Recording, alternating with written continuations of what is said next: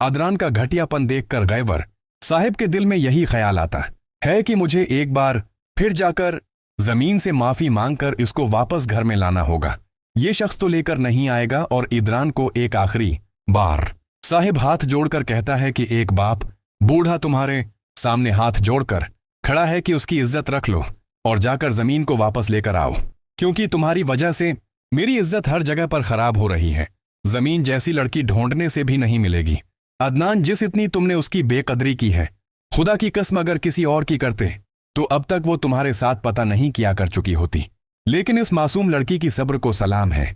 यहां पर अदनान साफ लफ्जों में अपने बाप से इनकार कर देता है और कहता है कि मैं मर जाऊंगा लेकिन अब इस लड़की की शक्ल भी नहीं देखूंगा। लेना तो दौर की बात।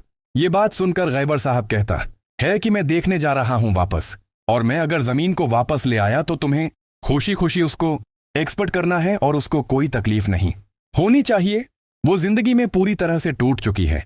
शायर के बाद तुम भी उसके साथ ये करोगे तो वो मासूम जाएगी तो कहां जाएगी यह बासन का।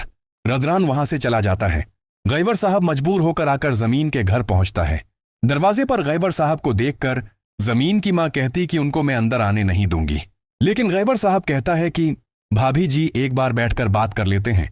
जैसे ही गैवर साहब ये कहते हैं कि जमीन को बुलाया जाए, वो रोक देती है जमीन की मां और कहती है कि नहीं भाई साहब, जमीन तब तक नहीं जाएगी।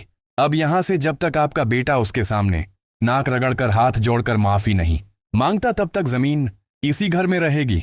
जमीन कहीं नहीं जाएगी। ये बात सुनकर यहां पर तो गैवर साहब जो हैं वो पूरी तरह से परेशान हो जाते हैं और शफात साहिब से कहते हैं कि एक बार देख लें।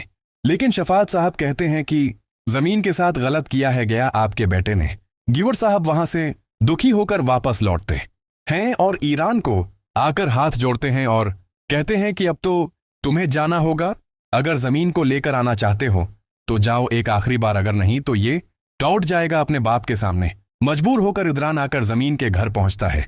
जमीन के घर पहुंचते ही इदरान जो अपना फतवी जारी करता है वो सुनने के बाद तो जमीन के घर वाले हका बका रह जाते हैं और एक दूसरे की तरफ हैरान होकर देखने लगते हैं कि ये लड़का मनाने आया है या फिर अपने हुक्म मुसल्लत करने आया है। जमीन को अपने सामने देखकर अदनान कहता है कि अब एक ही बात है, अगर जमीन मेरे साथ जिंदगी गुजारना चाहती है तो सिचुएशन यही है, इन्हीं हालात में जिंदगी गुजारनी पड़ेगी। लेकिन अगर जमीन मुझसे आजाद होना चाहे तो भी उसकी मर्जी है। ये बात सुनकर जमीन कहती है कि मैं इस शख्स के साथ जिंदगी नहीं गुजार सकती। ये बात सुनकर समैन की मां कहती है कि अगर मेरी बेटी नहीं जाना चाहती तो अदनान तुम चले जाओ। नहीं जाएगी मेरी बेटी।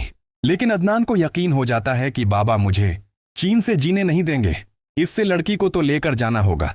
उमरान समीन का हाथ पकड़ता है और कहता है कि चलो। तो समीन कहती है कि माफी मांग ली, तुमने जो इतनी बड़ी गलती की है। कल रात अपनी वाइफ को रेस्टोरेंट में छोड़ आए हो, तन तनहा पूरी रात में इंतजार करती रही हूं, 1 बजे वापस घर लौटी हूं। आखिर तुम्हें जरा सा भी अंदाजा है कि जवान लड़की का रात भर बाहर रहना कितना गलत हो सकता है। ये बात सुनकर इदरान कहता है कि मैं कोई बात सुनने नहीं आया, मैं सिर्फ तुम्हें लेने आया हूं और मैं अब तुम्हें लेकर ही जाऊंगा। जमीन कहती है कि तुम ने कहा ना मैं अलग भी तुमसे जिंदगी गुजार सकती हूं, तो मेरा फैसला यह है कि मैं अब तुम्हारे साथ जिंदगी नहीं गुजार सकती, मैं नहीं जाऊंगी। लेकिन उमरान अब बदतमीजी पर उतराता है, जमीन के हाथ को पकड़कर घसीट कर दरवाजे से बाहर लेकर जाने लगता है। जमीन की मां और शफा साहब उमरान से कहते हैं कि ये क्या बदतमीजी है, हम नहीं जाने देंगे अपनी बेटी को। लेकिन जमीन की मां से कहता है उमरान बड़ा। उम्मीद करता हूँ आप सबको वीडियो पसंद आएगी। वीडियो पसंद आए तो हमारे चैनल को लाइक शेयर सब्सक्राइब बनाना भूले, बेल आइकन के बटन दबाना ना भूले। मिलते हैं अगली वीडियो में। शुक्रिया।